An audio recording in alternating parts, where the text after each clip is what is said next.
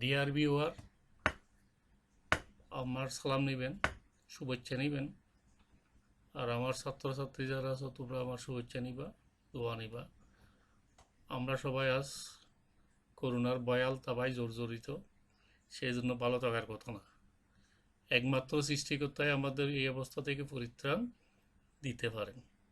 আসুন সবাই সৃষ্টিকর্তার সন্তুষ্টিতে নিজেদেরকে সমর্পণ করি, তিনি আমাদেরকে রক্ষা করবেন। আমরা যারা মুসলমান দৈনিক 5 ওয়াক্ত নামাজের সাথে আমরা যতবার সম্ভব দোয়া ইউজ করি, সাথে অন্যান্য দোয়াও পড়ি। আমার মনে হয় এটাই আমাদের এখন করণীয়। কারো হতে হিংসা না করি এবং প্রত্যেককে প্রত্যেকের কাছে ক্ষমা করে দিই। অন্য ধর্মের লোকেরাও আশা করি এই মহামারী থেকে পরিত্রাণ হওয়ার জন্য তাদের ধর্মীয় বিশেষ প্রার্থনা করবেন। আচ্ছা, বলছি আমি এটা বারবার বলি, আর বলবো না আজকে, তারপরে একটু বলে যাচ্ছি। অনলাইন ক্লাস নেওয়ার উদ্দেশ্য হলো যার যার জায়গা থেকে শিক্ষার্থীদের পারস্পরিক মিথস্ক্রিয়ার মাধ্যমে শিক্ষা কার্যক্রম চালিয়ে নেওয়া, কিন্তু বিভিন্ন কারণে সম্ভব পড়ছে না। যার প্রধান কারণ ইন্টারনেট খরচ। একটি স্ট্যান্ডার্ড 20-22 মিনিটের ভিডিও আপলোড বা ডাউনলোড করতে 300 হইতে 500 মেগাবাইট ডাটা খরচ হয়, যা একজন শিক্ষার্থীর পক্ষে খরচ বহন করা প্রায় অসম্ভব। কারণ আমাদের এটা আপলোড করার উদ্দেশ্যই আমাদের শিক্ষার্থীরা, আর আমাদের শিক্ষার্থীরা যদি খরচ বহন করতে না পারে তাহলে তার উদ্দেশ্যটাই ব্যাহত হবে। তাছাড়া নতুন বাজেটে ইন্টারনেট খরচ বেড়ে গেছে। ভিডিওটা এমনভাবে করার চেষ্টা করেছি যাতে ডাটা ব্যবহার সীমিত থাকে এবং আমাদের শিক্ষার্থীরা উপকৃত হয়। আমরা এখানে কিছু ছবি স্বাগত জানাচ্ছি তোমাদের সবাই, আপনাদের যারা মুরব্বী আছেন তাতে সবাইকে স্বাগত জানাচ্ছি। আমি এখানে দেখতে পাচ্ছি কি এই অবস্থার মধ্যে সবাই মুখোশ পরে আছে, হাতে হ্যান্ডস গ্লোভসও কেউ কেউ পরছে, কিন্তু সামাজিক দূরত্বটা বজায় রাখছে না সম্ভবত। তো আমরা যেভাবে থাকি কে কীভাবে করোনায় আক্রান্ত হয় এটা বলা যাচ্ছে না। আমরা যতটুকু সম্ভব নিজেদেরকে নিরাপদ রাখি, নিজে বাঁচি, বাঁচলেই আমাদের জীবন আগে, তারপরে জীবিকা। জীবন বাঁচলে জীবিকা। সুতরাং আমাদের স্বাস্থ্য এবং সামাজিক নীতি বজায় রেখে নির্দিষ্ট দূরত্ব রেখে চলাচল করতে হবে। তো সবচেয়ে বেটার হবে যদি আমরা ঘরে অবস্থান করি।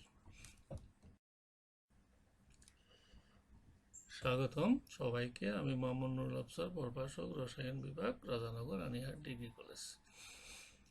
আর যেহেতু আমি প্রত্যেকটা স্লাইডের জন্য 1 মিনিট করে বরাদ্দ করেছি, তো এখানে তো আমার কিছু সময় হাতে আছে। এইভাবে আমি তোমাদের কিছু উদ্দেশ্য বলতে পারি। এই ভিডিওটা করেছি মূলত যারা প্রথম বর্ষে ভর্তি হওয়ার জন্য ঘরে অপেক্ষা করে বসে আছে। এ ব্যাপারে আমার বন্ধু বান্ধব এবং আত্মীয় স্বজনরাও আমাকে অনুরোধ করেছেন। চিন্তা করছি একই সাথে আমার কলেজের জন্য ভিডিওটা করি এবং সবাই যাতে এটা উপকৃত হয়। আমি খুশি হব যদি আমার এই কাজটা প্রত্যেকের কাজে লাগে এবং প্রত্যেকে এটা ভালো করে চর্চা করে। আমাদের উচ্চ মাধ্যমিক রসায়ন প্রথম পত্র পড়াবো। প্রথম অধ্যায় ল্যাবরেটরি নিরাপদ ব্যবহার। ল্যাবরেটরি বলতে আমরা আগে শুধু প্র্যাকটিক্যাল করা বোঝাই, কিন্তু এটার গুরুত্ব এত বেশি বেড়ে গেছে এখন এটা তোমার সাবজেক্টিভ বিষয় হিসেবে অন্তর্ভুক্ত করা হয়েছে এবং এই অধ্যায় থেকে অন্তত একটা প্রশ্ন হয়। এছাড়া মাল্টিপল চয়েসেস 3-4টা প্রশ্ন হয়। তাছাড়াও আমাদের রসায়ন পাঠ করার উদ্দেশ্য আমরা কেন বিজ্ঞান পড়ি সেটার গুরুত্ব বোঝার জন্য এই অধ্যায়টা খুবই গুরুত্বপূর্ণ। সেই জন্য এই অধ্যায়টা অন্তর্ভুক্ত করা হয়েছে। এটা তোমাদের দুইটাই লাভ, তুমি প্র্যাকটিক্যালের দিক দিয়েও তৈরি হচ্ছে, একই সাথে সাবজেক্টিভ পরীক্ষার জন্য নিজেকে তৈরি করে নিতে পারছো। ল্যাবরেটরি নিরাপদ ব্যবহার। আচ্ছা, হ্যাঁ, নিজের ছবিতে দেখছে এটা একটা ল্যাবরেটরি, স্ট্যান্ডার্ড ল্যাবরেটরি। এখানে অনেক ছাত্রছাত্রী কাজ করছে। ল্যাবরেটরির কাজ করার কি পরিবেশ দেখো, ওরা ল্যাপ্রনও পড়ছে, চশমা পড়ছে কিন্তু মাস্ক পরে নাই। গ্লোভসও সম্ভবত পরছে। তো মাস্কও পরা দরকার। তবে খুব সুন্দর পরিবেশে তারা কাজ করছে। আমরা আশা করি তোমাদেরকে কিভাবে ল্যাবরেটরিতে কাজ করতে হবে তুমি এই ছবি দেখে অনেকগুলি ধারণা পেতে পারো। এই ছবির মাধ্যমে দেখার মাধ্যমে তোমাদের নিজ মানসিকভাবে প্রস্তুতি নাও তোমরা ল্যাবরেটরিতে ঢুকতে হলে তোমাদের কিভাবে কাজ করতে হবে। আর মনে রাখে সুশৃঙ্খল পরিবেশ, খুব সুন্দর পরিবেশ, এটা খুবই স্ট্যান্ডার্ড একটা ছবি। দ্বিতীয় আরেকটা দেখো, এটা যদিও ল্যাবরেটরি একটা রান্নাঘরের মতো মনে হয়েছে, আমাদের ল্যাবরেটরিতে আসলে এভাবে হওয়া উচিত বলে আমি মনে করি না। এই যে মহিলা এখানে ল্যাবরেটরিতে হাত করতেছেন, তার মুখে এখনো মুখোশ নাই, চোখে সেফটি গ্লাস নেই, হাতে সম্ভবত হ্যান্ড গ্লাভসও নেই। তো এই ধরনের ল্যাবরেটরি হওয়া উচিত না। এবং এভাবে কাগজের পরিবেশও এভাবে টাইট ফিট খাবার পরেও ল্যাবরেটরিতে ঢোকা উচিত না। যেটা আগেরটা আদর্শ হয়েছে, এটা সম্পূর্ণ একটা অনাদর্শ পরিবেশ। আমি দুইটার পার্থক্য বোঝানোর জন্য এই ছবিটা এখানে দিলাম। তো তোমরা বুঝতে পারছো তোমাদেরকে এইভাবে টাইট প্যান্ট শার্ট পরে ল্যাবরেটরিতে ঢোকা যাবে না। ল্যাবরেটরি ঢোকার জন্য তোমাদেরকে স্ট্যান্ডার্ড ড্রেসগুলি করতে হবে, আরাম বোধ করে এরকম ড্রেস পরবে, সুতির কাপড় বিশেষ এটা পরে। পরবর্তী হলে আমরা এটা আরও বিস্তারিত আলোচনা করছি। হ্যাঁ, আমার ফার্স্ট ল্যাবরেটরি আমরা বলছিলাম ল্যাবরেটরি নিরাপদ ব্যবহার, নিজের নিরাপত্তা, যন্ত্রপাতির পরিস্থিতি, ব্যবহার, পরিষ্কার করার কৌশল, সেই ব্যাপারে সংরক্ষণ আলোচনা করব। প্রথমে আসি কিভাবে নিজেকে নিরাপত্তা রাখা যায়। যদিও বলে সব কেমিস্ট্রি ফাদার যদি ফিজিক্স হয়, মাদার হলো কেমিস্ট্রি। সব বিজ্ঞানের ফাদার ফিজিক্স হলে মাদার কেমিস্ট্রি। সেজন্য কেমিস্ট্রির অনেক নিয়ম কানুন পালন করতে হয় ল্যাবরেটরিতে ঢোকার জন্য। তাহলে প্রথমে তোমার নিজের নিরাপত্তায় কি করবে সেটা আমরা ধারাবাহিকভাবে আলোচনা করছি। তারপরে এখানে কয়েক সেকেন্ড সময় আছে, কথা বলে রাখি। তো তোমরা ভালো করে প্রস্তুতি নিয়েই ল্যাবরেটরিতে প্রবেশ করবে, সুন্দরভাবে নিজেকে প্রস্তুত করবে। যা হোক, আমি আর এখানে কথা বাড়াচ্ছি না, আমি পরবর্তী চলে যাচ্ছি। এখন প্রথমে আমি নিজেকে নিরাপদ রাখার জন্য আমি একটা অ্যাপ্রন দেখাইছি। আসলে এটা একটা বিদেশি স্প্রন, এটা আমাদের হতে সম্ভব না। তবে আমাদের কলেজে মেয়েরা যে সাদা অ্যাপ্রনটা পরে এটাও প্রযোজ্য, এরকম একটা অ্যাপ্রন হলেও হবে। তো সেই অ্যাপ্রন শুধু মেয়েদের জন্য না, ছেলে মেয়ে সবাই পরতে হবে। তবে মনে রাখতে হবে অ্যাপ্রনটি হতে হবে মোটা সুতার। এটা তোমার নাইলন, টেট্রন অথবা এই ধরনের কাপড় হতে পারবে না। এই ধরনের কাপড় পরলে তোমাদের জন্য অনেক রকম সমস্যা, আগুন টাগুন লাগলে গায়ে লেগে যাবে। সুতার কাপড় পরলে কাপড়ের উপর দিয়ে চলে যাবে, সেজন্য তোমাদেরকে অ্যাপ্রনটা তৈরি করতে হবে সুতি কাপড়ে। তাছাড়া বর্তমান যুগে, এই করোনার যুগেও অ্যাপ্রন পরার অনেক একটা সুবিধা আছে। চলাফেরার ক্ষেত্রে তোমার ওই করোনাটা অ্যাপ্রনে অনেক কিছু তোমার প্রোটেকশন করবে তোমাদের শরীর থেকে। দ্বিতীয় যেটা আমি হ্যান্ড গ্লোভস, এটা করোনার জন্য বর্তমানে হ্যান্ড গ্লোভসটা খুবই ইম্পর্টেন্ট। তবে তুমি যেহেতু ল্যাবরেটরিতে প্রবেশ করবে, ল্যাবরেটরিতে প্রবেশ করে বিভিন্ন কেমিক্যাল তোমার হাতে লেগে যেতে পারে, শরীরে লেগে যেতে পারে, যাতে তোমার গায়ের মধ্যে অন্য বিভিন্ন রিয়াজেন্ট না লাগে, বিষাক্ত রিয়াজেন্ট না লাগে, সঠিকভাবে কাজ করতে পারো, সেই জন্য অ্যাপ্রনটা পরতে হবে। তো বিভিন্ন ধরনের অ্যাপ্রন পাওয়া যায় এখানে, নিওপ্রিন, বিনাইল, জিটেক্স, ল্যাটেক্স, নাইট্রাইল। তবে সবচেয়ে ভালো হবে প্রাকৃতিক। এখানে একটু বানানে স্পেলিং ভুল হয়ে গেছে, এটা প্রাকৃতিক, এটা কম্পিউটারের মিস স্পেলিং এর জন্য হয়েছে। প্রাকৃতিক রাবারের গ্লোভস, এইটাই তোমাদের জন্য বেশি উপযোগী। তো তোমরা আশা করি এই গ্লোভসটা একটা পরবে। তো এগুলো আগে খুব বেশি দাম ছিল না, কিন্তু এখন করোনার কারণে এগুলোর দাম বেড়ে গেছে। যা হোক, তোমরা তো এখন বাসায় বসে আছো, এখন ল্যাবরেটরিতে যাচ্ছ না। তোমরা যখন আবার ল্যাবরেটরিতে যাওয়া শুরু করবে, তখন তোমাদের এই গ্লোভসটা পরতে হবে, দামও হয়তো কমে আসবে। আমি চিত্রে দুইটা মেয়ের ছবি দেখাচ্ছি। ওরা ল্যাবরেটরিতে ঠিক আছে অ্যাপ্রন পরে নাই, কিন্তু চোখে চশমা পরেছে। আমি ছোট বাচ্চা, অ্যাপ্রনটা পরে না পরলে ওরা চোখে চশমা পড়ছে, সেই জন্য অনেক রাসায়নিক বিভিন্ন গ্যাস, বিষাক্ত গ্যাস, অন্যান্য পদার্থ, ধুলাবালি থেকে নিজেদের রক্ষা করার জন্য এই নিরাপদ চশমা পড়েছে। তো তোমাদেরও ল্যাবরেটরিতে প্রবেশ করার জন্য এই ধরনের একজোড়া চশমা পরে যেতে হবে। চশমা পরলে অনেক লাভ। প্রথমে বিষাক্ত গ্যাস লাগবে না, ধুলাবালি থেকেও বাঁচা যাবে, সূর্যের অতি বেগুনি রশ্মি থেকেও চোখে রাখা যাবে। তাহলে সুতরাং তোমরা যখনই ল্যাবরেটরিতে প্রবেশ করবে তখন এইরকম এক জোড়া চশমা পরে হ্যাঁ, এখানে একটা মেয়েকে দেখতে পাচ্ছি যে মাস্ক পরে আছে। মাস্ক পরা এখন তো আমাদের জন্য বাধ্যতামূলক, তবে এই মাস্ক পরা অবস্থায় তোমাদেরকেও ল্যাবরেটরিতে ঢুকতে হবে। এই মাস্ক পরার উদ্দেশ্য হলো বিষাক্ত গ্যাস থেকে তোমার নাক মুখকে রক্ষা করবে। মাস্কের বিভিন্ন ধরনের মাস্ক পাওয়া যায়, তবে কাপড়ের তৈরি মাস্ক ব্যবহার করাই উত্তম। এটা তোমরা বাসায় বসেও করে নিতে পারো অথবা বাজারেও কিনে পাওয়া যায়। বেটার হবে বাসায় বসে করে ফেলা, এবং অনেকগুলি খরচও কম পড়বে এবং এটা নিরাপদও বেশি হবে। তো এই ধরনের মাস্ক বেশ কয়েকটা করে ফেলবে, করে তোমরা এটা ব্যবহার করবে। এমনও আমরা পথে ঘাটে চলাচল করার জন্য মাস্ক পরেই চলাচল করা উচিত আমাদের। এখন ল্যাবরেটরিতে গিয়ে তুমি কি করবে?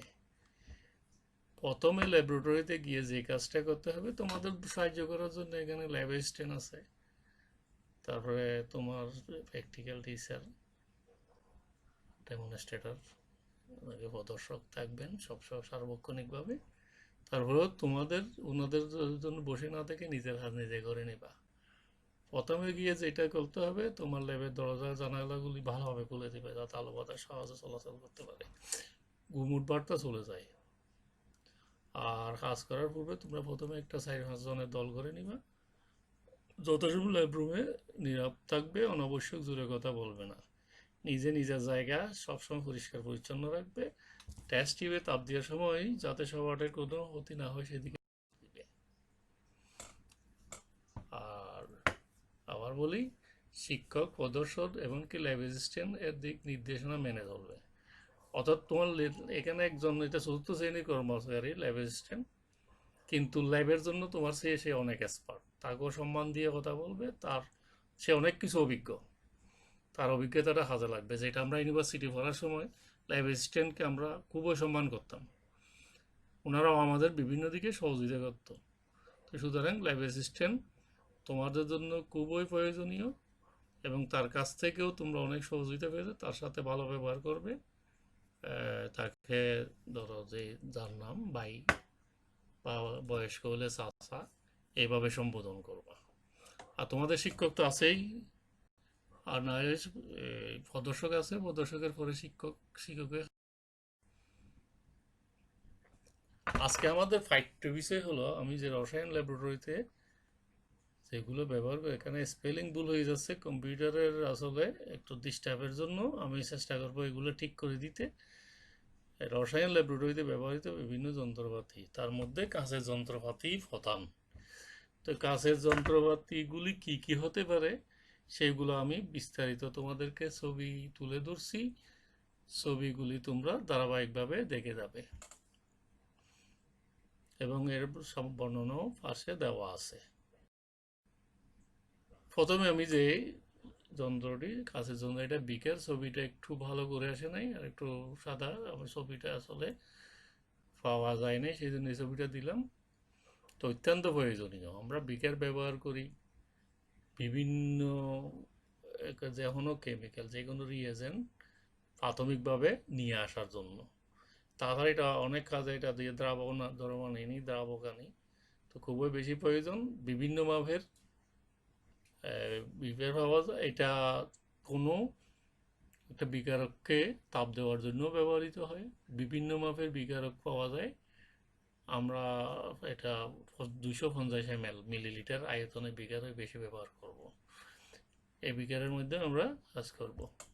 তো বোঝা যাচ্ছে বিকার আমরা। তারপরে দ্বিতীয় যেটা দিচ্ছি, এটা টেস্ট টিউব। টেস্ট টিউব মূলত রসায়নের গুণগত পরিমাণ নির্ধারণ করার জন্য ব্যবহার করা হয়। সেই জন্য এটা তাপসহ হতে হয়, কাঁচের তৈরি হয়, আর এটাকে খুব যত্ন করতে হয়। মূলক শনাক্তকরণে ব্যবহার করি। পদক্ষেপ করার সময় সেন্ট্রিফিউজ করতেও এটা ব্যবহার করা হয়। তাহলে বোঝা যাচ্ছে আমরা ল্যাবে যখন কাজ করব আমাদের জন্য টেস্ট টিউব অনেক গুরুত্বপূর্ণ। তোমরা 9-10-এ পড়ে আছো, টেস্ট টিউব নিয়ে কিছু কিছু কাজ নিশ্চয়ই করছো। টেস্ট টিউব সম্পর্কে একটা হাঁসের নল, এইটা তোমরা ভালো করে এটা ব্যবহার খুব শিখে নিবে, খুবই গুরুত্বপূর্ণ। তারপর যে জিনিসটা দেখাচ্ছি সেটা হলো কনিক্যাল ফ্লাক্স। টাচের নিচ থেকে ওদিকে কমা শুরু হয়ে যায়। টাইটেশনের সাধারণত জানা ঘনমাত্রা দ্রবণ রাখা হয়, যার 1 ফোঁটা নির্দেশক বানানটা আবার এখানেও ভুল হয়ে গেছে, যোগ করে বুলেট থেকে অজানা ঘনমাত্রার দ্রবণ যোগ করে ওই অজানা ঘনমাত্রার দ্রবণের ঘনমাত্রা নির্ণয় করা হয়। তাহলে প্রথমে তুমি বুলেটের মাধ্যমে, বিশেষ করে 10 ml বুলেটের মাধ্যমে যে কোনো একটা জানা ঘনমাত্রার বা প্রাইমারি স্ট্যান্ডার্ড দ্রবণ এই বুলেটে এই আমরা কনিক্যাল ফ্লাক্সে নিই, কনিক্যাল ফ্লাক্সে নিয়ে তার মধ্যে নির্দেশক যোগ করি, নির্দেশক যোগ করে অথবা এখান থেকে বুলেট থেকে ফোটায় ফোটায় দ্রবণ যোগ করে শেষ বিন্দু নির্দেশ করি। একটা নির্দিষ্ট ধর্ম আসবে, কালার আসবে, সেই কালারের মাধ্যমে আমরা পরীক্ষা শেষে হিসাব করতে পারি। এখন আসো বুলেট। বুলেট কি? বুলেট হলো তোমার এটা একটা কাঁচের নল, তবে এখানে বিভিন্ন পরিমাপের আছে। আমরা যে ল্যাবরেটরিতে যে কাঁচের যেটা ব্যবহার করি বুলেট, সেটা 50 ml এর হয়। এটার এটার সোজা নল, নিচে সরু হয়ে গেছে, তার সাথে একটা স্টপ কক যুক্ত থাকে, ক্লাম্পের সাথে সোজা করে আটকানো থাকে।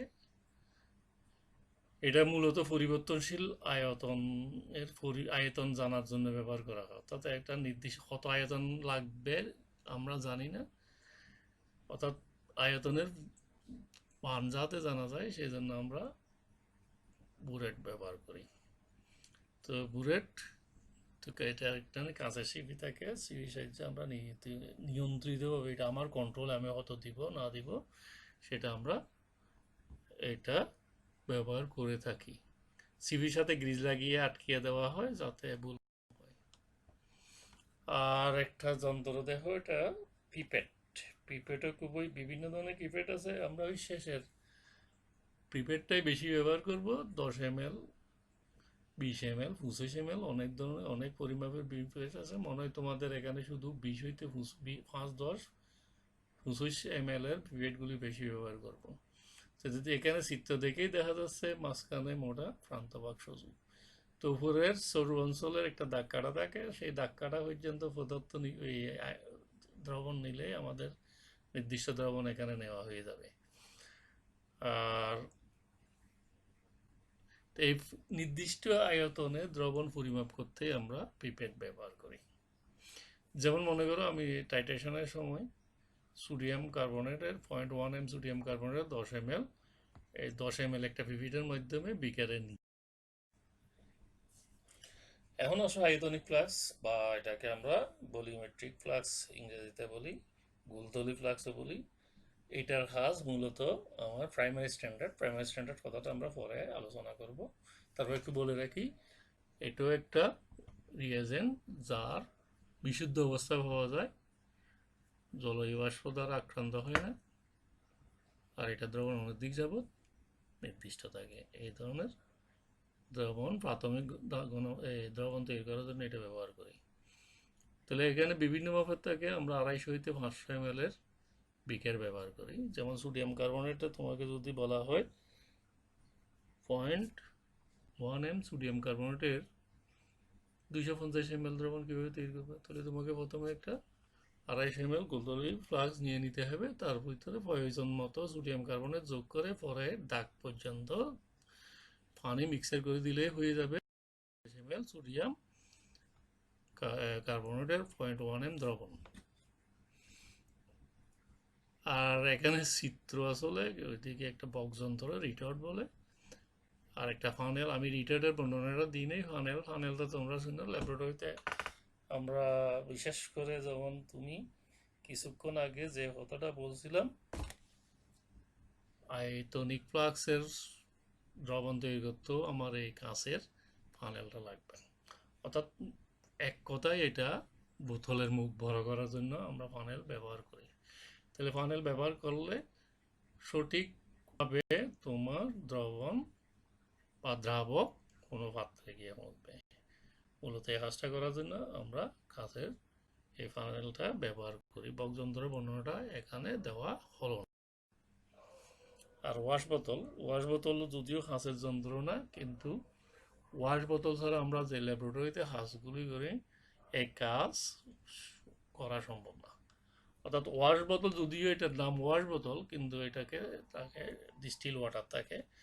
এই পানির মাধ্যমে আমরা দ্রাবক হিসেবে কোনো দ্রবণকে লঘু করার জন্য এটা ব্যবহার করা হয়। যেমন তুমি 250 ml সোডিয়াম কার্বনেট দ্রবণ তৈরি করতে হলে প্রথমে অল্প করে এখানে এই যে দ্রাবক মানে পানি যোগ করতে হবে এই ওয়াশ বোতল থেকে। তো এই ওয়াশ বোতল একটা সার্বক্ষণিক জিনিস, সবসময় পানি রাখে। এই পানির জন্য এই বোতলটা খুবই ইম্পর্টেন্ট। বোতলটা প্লাস্টিকে করা হয় কাজে না করে, কারণ যাতে এটা পাম্প দেওয়া যায়, এটাকে যখন চাপ দেয় তখন এটা দ্রাবকটা বেরিয়ে চলে আসে, তাতে ব্যবহার করা তোমার জন্য খুবই সুবিধার হয়। ওয়াশ গ্লাস এটাও আমরা মোটামুটি ব্যবহার করে থাকি। কাঁচের তৈরি অবতল আকৃতিক গ্লাস ডিস্ক। কঠিন বিকারক গুঁড়ো করতে ব্যবহার করুন। এক সময় তরল বিকারকের শনাক্ত ধারণা পেতে এটা ব্যবহার করা হয়। তো এটা নিয়ে খুব একটা আর কিছু নাই। আর এভাবেও কথা বলি, আসলে আমার গলার অবস্থা ভালো না, সেই জন্য সাউন্ডটা ভালোভাবে আসতেছে না। তারপরেও তোমরা একটু বুঝতে চেষ্টা করবে। তবে সবচেয়ে বেটার হবে, আমি আগের ভিডিওগুলিতে আমার ঠিকানা দিয়ে দিছিলাম, তোমাদের বুঝতে কোনো অসুবিধা হলে আমার সাথে সরাসরি যোগাযোগ করবে, অথবা আমি যখন এটা ফেসবুক পেজে বা আমার ফেসবুক পেজে দিব, তোমরা ওখানে মন্তব্য লিখে তোমাদের ভালো মন্দ আমাকে জানাও। হ্যাঁ, থার্মোমিটারও কাঁচের তৈরি। অবশ্য এটা আরও বিভিন্নভাবে তৈরি করা হয়। আমরা ল্যাবরেটরিতে যেগুলো হয় এটা কাঁচের তৈরিই থাকে। আর ইন্টারমিডিয়েটের জন্য আমাদের তাপটা মনে হয় খুব বেশি দিতে হয় না, বিশেষ করে 100°C পর্যন্ত সাফিসিয়েন্ট। সেজন্য আমরা 100°C পর্যন্ত তাপমাত্রায় থার্মোমিটারগুলো এখানে ব্যবহার করব। বিশেষ করে তুমি দ্রবণ তাপ, প্রশমন তাপ ইত্যাদি যখন বাইর করতে যাবে, তখন সেটা তাপমাত্রা হয়তো দুই কক্ষ তাপমাত্রা থেকে 20-30 বা 2 ডিগ্রি এদিক ওদিক হবে। সেজন্য আমাদের 100°C তাপমাত্রায় থার্মোমিটারটা সাফিসিয়েন্ট। এটা এখানে ক্লিনিক্যাল থার্মোমিটার দেওয়া হবে না। ক্লিনিক্যাল থার্মোমিটার 39 ডিগ্রি পর্যন্ত বা এখানে 108 ফারেনহাইট থাকে। 108 ফারেনহাইট মানে তোমার 100 অনেক কম। ধরো এটা 40-42 ডিগ্রি হবে আর কি। এখন আসো রিয়েজেন্ট বোতল, খুবই ইম্পর্টেন্ট জিনিস। আমি এখানে একটা নিজে তৈরি করতে চেষ্টা করছি। বিভিন্ন ধরনের রিয়েজেন্ট বোতল দেখবে, এগুলো মেনটেন করা খুবই ইম্পর্টেন্ট। তোমরা যখন বিভিন্ন ধরনের আমাদের রিয়েজেন্ট লাগবে, সেই রিয়েজেন্ট আমরা ছোট ছোট বোতল থেকে নিবে। দেখা যাবে অনেক বড় বড় বোতলের রিয়েজেন্ট থাকবে, তোমরা কখনো সেই বড় বোতল ব্যবহার করতে যাবে না। তোমাদের যদি খুবই প্রয়োজন হয়, তাহলে টিচার বা ব্যবহারে যারা অভিজ্ঞ তাদের সহযোগিতা নিয়ে তোমরা রিয়েজেন্ট বোতলগুলি ব্যবহার করবো, ওখান থেকে প্রয়োজন অনুসারে নিবে। এমনি সাধারণত ছোট ছোট বোতলে তোমাদের রিয়েজেন্ট দেওয়া থাকবে, সেই রিয়েজেন্ট নিয়ে তোমাদের কাজ করবে। এটা মনে রাখবা, রিয়েজেন্ট ব্যবহার করার সাথে সাথে মুখ বন্ধ করবে। কখনো একবার রিয়েজেন্ট নিয়ে সেই রিয়েজেন্ট পুনরায় বোতলে রাখবে না। রাখলে তোমাদের এটা অনেক রকম দুর্ঘটনার সম্মুখীন হতে পারো। আচ্ছা, যা হোক, এখানে আমরা যে ছবিটা দেখলাম, এটা একটা হলো ফল ভঙ্গি ব্যালেন্স। এটাকে অবশ্যই একটা কাঁচের বাক্সের মধ্যে রাখা হয়। এখানে ছবিটা আমরা কাঁচের বাক্সের মধ্যে দেখাই নাই। কাঁচের বাক্সতে নিজন্য রাখা হয় যাতে বাতাস কোনো এটাকে ডিস্টার্ব করতে না পারে। তো এটা প্রথমে কাঠের বেদির উপরে সজ্জিত করা থাকে। এখানে দেখা যায় মাঝখানে নল, সেটা নলটা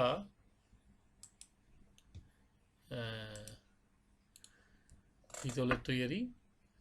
এর সাথে দুই প্রান্তে মাঝখানে মোট 3টে ক্ষুদ্রের উপর বিমটা বসানো থাকে, তুলোদণ্ড বা বিম বসানো থাকে। এই তুলোদণ্ড ব্যালেন্সের প্রধান অংশ। আমরা পরবর্তী ভিডিওতে যাই। পরবর্তী এখানে আরো আলোচনা আছে। আচ্ছা, আর দুই প্রান্তে কুরদারের সাথে একই আকৃতি একই ওজনের দুইটি পাল্লা ঝুলানো থাকে। ফলভঙ্গি ব্যালেন্সের এখানে হ্যালেন্স হচ্ছে, আমি আবার বলছি, এগুলো কম্পিউটার ডিস্টার্বের কারণে হচ্ছে। আমি এটাকে যখন আপলোড করব চেষ্টা করবো তো এগুলোকে ঠিক করে দিতে। ফলভঙ্গি ব্যালেন্সের তুলাদণ্ডে 0 থেকে 100 পর্যন্ত দাগ থাকে। এর সাথে 5 বা 10 গ্রাম ওজনের একটি রাইডার থাকে। রাইডারের ওজন থেকে এর ধ্রুবক নির্ণয় করা হয়। আর 10 মিলিগ্রাম কম ওজন রাইডার ধ্রুবক থেকে নির্ণয় করা হয়। আর একটি কাঁচের বাক্সের মধ্যে রেখে ওজন নেওয়া, যাতে বায়ু কোনো রকম এটা অসুবিধা সৃষ্টি করতে না পারে, কারণ এখানে খুব অল্প পরিমাণ মাপা হয়, তো সেই জন্য সবসময় ডিস্টার্ব করে, সেজন্য কাঁচের বাক্সের ভিতরে রাখা হয়। হ্যাঁ, এখানে আসো যে আমরা ফলভঙ্গি ব্যালেন্সে ব্যবহার করব, তার জন্য একটা হোয়াইট বক্স থাকবে। এটা বাজারের হোয়াইট নিয়ে হবে না, এগুলো একেবারে আন্তর্জাতিকভাবে সঠিক পরিমাপের হোয়াইট বক্স, এগুলো সাইন্টিফিক স্টোরে পাওয়া যায়। এটার এই হোয়াইট বক্স যেটা আমি দেখাচ্ছি, সেখানে 200 গ্রাম 200 গ্রাম দুইটি, 100 গ্রাম একটি, 50 গ্রাম একটি, 20 গ্রাম 20 গ্রাম দুইটি, 10 গ্রাম একটি, 5 গ্রাম একটি, 2 গ্রাম দুইটি, 1 গ্রাম একটি, 500 মিলিগ্রাম একটি, 200 মিলিগ্রাম দুইটি, 100 মিলিগ্রাম একটি, 50 মিলিগ্রাম একটি, 20 মিলিগ্রাম দুইটি, 10 মিলিগ্রাম একটি। এতে ওজন দেখেই বুঝতে পারছো 10 মিলিগ্রাম পর্যন্ত এটার সঠিক মাপা যায়, এর চেয়ে কম ওজন রাইডারের মধ্যে মাপতে হবে। রাইডার ধ্রুবক কি সেটা আমরা পরবর্তী ভিডিওতে দেখাবো অন্য অন্য অংশের সাথে, সুতরাং এটা নিয়ে টেনশন করার কিছু নাই। আর এর মধ্যে তোমার রাইডার তো আছে বলছিলাম, আর একটা সিমটি থাকে, অর্থাৎ তুমি সিমটি দিয়েই হোয়াইটগুলি নিবা, এমনি নিলে এটা ভুল হয়ে যাওয়ার সম্ভাবনা থাকে। আর এখানে যে আরেকটা ব্যালেন্স আছে ডিজিটাল ব্যালেন্স, ডিজিটাল ব্যালেন্স আসলে এখানে তোমার কোনো বাতাসের সিস্টেম নেই, এটা সঠিকভাবে পরিমাণ নির্ধারণ করা হয়। এটা বেশি উপযোগী। ল্যাবে আমরা দুই ধরনের ডিজিটাল ব্যালেন্স ব্যবহার করি, একটা 2 ডিজিট, একটা 4 ডিজিট। 2 ডিজিট বুঝো দশমিক করে 2 ঘর পর্যন্ত, গ্রামে 2 ঘর পর্যন্ত, কিন্তু কেমিস্ট্রির 2 ঘর পর্যন্ত অ্যাকুরেট না, সেজন্য এটা সঠিকভাবে এটা আমরা রাফ ব্যবহার করার জন্য ইউজ করা হয়। আর একটা 4 ডিজিট আছে, 4 ডিজিটটা মূলত সঠিকভাবে পরিমাপ করা যায়, অর্থাৎ 1 গ্রামে 10,000 ভাগের 1 গ্রাম পর্যন্ত ওইটা দিয়ে মাপা হয়, এটাই ব্যবহার করা হয়। আচ্ছা, আর এই ছবিটা হলো বুনসেন বার্নার। আমাদের কলেজে অর্থাৎ রাজানগর আনিয়াট কলেজে বুনসেন বার্নার ব্যবহার করা যায় না, কারণ ওখানে গ্যাসের কোনো ব্যবস্থা নেই। তারপরেও যাদের সুযোগ আছে তাদের জন্য এটা খুবই গুরুত্বপূর্ণ। এটা 1885 সালে জার্মান বিজ্ঞানী রবার্ট বুনসেন আবিষ্কার করেছেন বলে তার নাম অনুসারে এটার নাম বুনসেন বার্নার। আর এটা নিচের অংশ দাতব পাতন লোহার রাটাই লোহার তৈরি, আর উপরে দাতব সমাবেশে নির্দিষ্ট উচ্চতায় নল যা পিতলের তৈরি। বিপরীত দিক থেকে বায়ু প্রবেশের জন্য সোজাসুজি দুইটি গোলাকার ছিদ্র থাকে। আর বায়ু নিয়ন্ত্রক যা ধাতু নির্মিত, নিম্নল অপেক্ষা বড়, এবং এটা ওই ফাটাতনের উপরে থাকে, যাতে তুমি সঠিকভাবে বাতাস নিয়ন্ত্রিত করে সঠিক ফ্লেম পেতে পারো। আচ্ছা, যা হোক, আমাদের কলেজে যেটা ব্যবহার করি সেটা এই চিত্র এখানে দিলাম। এটা একটা স্পিড ল্যাম্প। বুনসেন বার্নারের বিকল্প হিসেবে এটা ব্যবহার করা হয়। উৎপন্ন দীপশিখা দুই অংশে বিভক্ত হয়ে যায়, আর দীপশিখের বাইরের সফল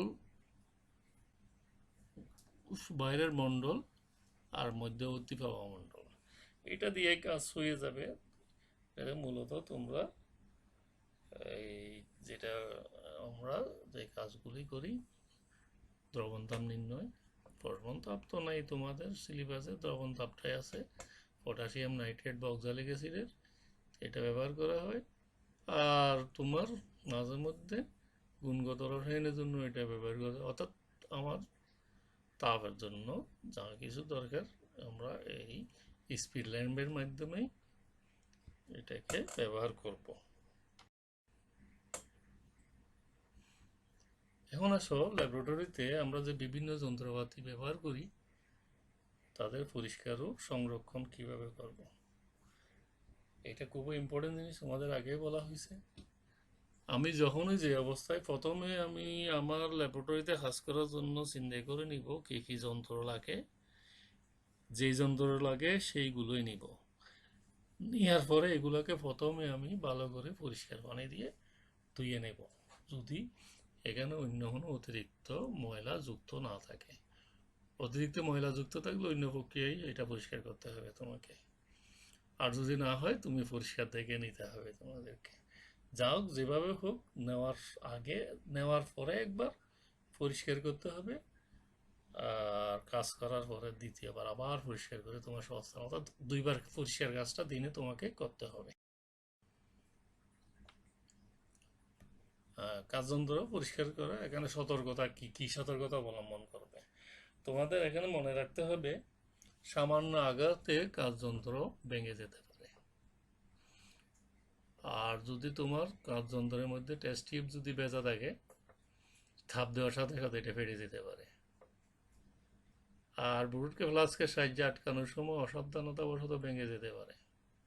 আর উত্তপ্ত অবস্থায় কাঁচের যন্ত্রপাতিতে পানি লেগে ফেটে যেতে পারে। তো তুমি বুঝতে পারছো তোমাকে এইসব কাজগুলি করা যাবে না, অর্থাৎ খুবই সতর্কতার সাথে তোমাকে ল্যাবে কাজ করতে হবে।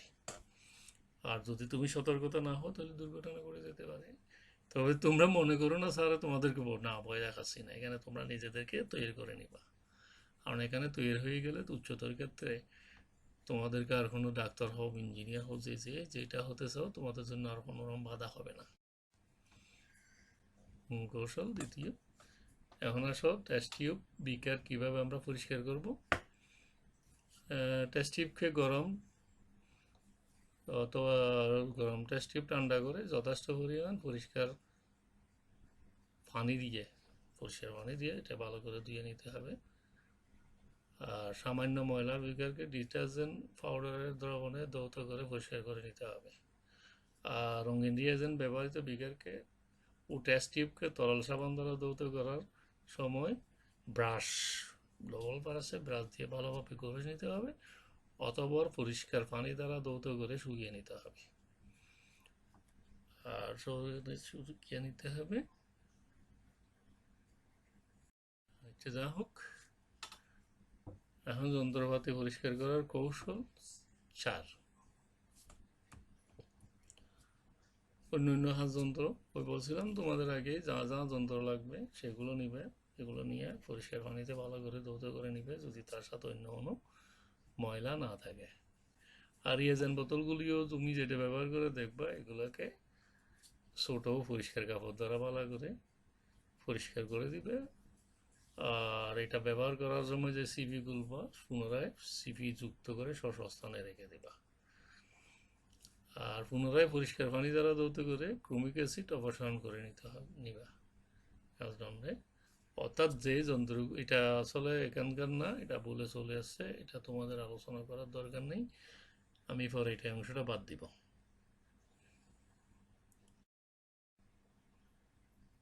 এখন আসো আমরা কতটুকু কাজ করলাম সে ব্যাপারে একটা পরীক্ষা হয়ে যাক। তুমি ল্যাবরেটরিতে নিজেকে পরিষ্কার রাখার জন্য কি কি ব্যবস্থা নেবে, এটা আমরা আলোচনা করছিলাম কি কি ব্যবস্থা নিব। আমি একটু ধারণা দিই তোমাদেরকে। আমি নিজেকে নিরাপদ রাখার জন্য প্রথমে একটা অ্যাপ্রন পরবো, হাতে গ্লাভস পরবো, চোখে নিরাপদ চশমা পরবো, তারপরে আর একটা মুখে মাস্ক পরবো। সবচেয়ে বড় কথা হলো আমি ওখানে নীরব থাকবো, অপ্রয়োজনীয় কথা বলবো না, ঠান্ডা মেজাজে কাজ করব। তাহলে আমরা ল্যাবরেটরিতে নিরাপদ থাকতে পারবো। দলীয় কাজ, এখানে তো তোমরা বাসায় বসে আছো, যদি তোমাদের সাথে যোগাযোগ হয় তাহলে দলীয় কাজ তোমাদের জন্য কি হতে পারে। ল্যাবরেটরিতে অবস্থানকালে তোমরা কি কি সতর্কতা অবলম্বন করবে, এটা যেটাই আগে বলছিলাম। অনাত্মক হুলস্থুল করবে না, ধীর স্থিরভাবে কাজ করবে, আর পরিষ্কার পরিচ্ছন্ন রাখবে, তোমার জায়গা পরিষ্কার পরিচ্ছন্ন রাখবে, দরজা জানালা খোলা রাখবে, আর তোমার পরীক্ষার জায়গা, যে জায়গায় তুমি পরীক্ষা করছো, অনাবশ্যক সেখানে কোনো ময়লা টয়লা করবে না। কোনো আর ময়লা হলে গেলে সাথে সাথে এটা পরিষ্কার করে ফেলবে। কোনো কিছু সিঙ্কে বা বেসিনে ফেলবে না কোনো ময়লা, সেটা একটা নির্দিষ্ট তোমার বিনে। বিন বলতে এখানে ইউসমি ডাস্ট এর ইয়ের জন্য কতগুলি এগুলো ব্যবহার করো। এখন তোমাদের বাড়ির কাজ, আমরা যে ল্যাবরেটরির বিভিন্ন কাজযন্ত্রের বর্ণনাটা এখানে দিলাম, তার একটি তালিকা প্রস্তুত করবা। প্রত্যেক যন্ত্রের সংক্ষিপ্ত বর্ণনা এখানেও দিছি। তোমরা যদি আরো বেশি বই টই খুঁজে পাও, আরো বেশি বর্ণনা পাও, সুন্দর করে। আর একটা বড় কথা, আমি আমাদের ছাত্রদেরকে দিয়ে আগে অনেক কিছু এটা অ্যাসাইনমেন্ট দিতাম। প্রত্যেকটা যন্ত্রের ছবি, এক পৃষ্ঠায় ছবি আর এক পৃষ্ঠায় বর্ণনা ওরা লিখে নিয়ে আসতো। অনেকে ওরা এই আর্ট পেপারে এটাকে এঁকে ওখানে ফিট করছিল।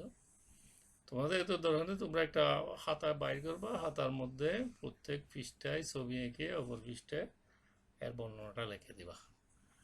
তাহলে তোমাদের অনেক যন্ত্রপাতিগুলি নিয়ে অনেক ধারণা হয়ে যাবে, তোমরা এগুলো মনে রাখতে পারবে। যা হোক, stay at home, be up to date with your study, perform religious activity. Thank you everybody. প্রত্যেকে বাড়িতে থাকো, লেখাপড়া নিয়ে আধুনিক থাকো, ধর্মীয় অনুশাসন মেনে চলো, ধর্মীয় কর্মকাণ্ড চালিয়ে যাও। প্রত্যেকে ধন্যবাদ। আমি আবার বলি, আমার গলা সঠিকভাবে কাজ করছে না বলে হয়তো সাউন্ডটা ভালোভাবে আসতেছে না। তো আমি যতই ভিডিও করতে থাকবো, আশা করি ভিডিওটা দিনে দিনে উন্নত হবে। তোমরা সবাই আমার জন্য দোয়া করো।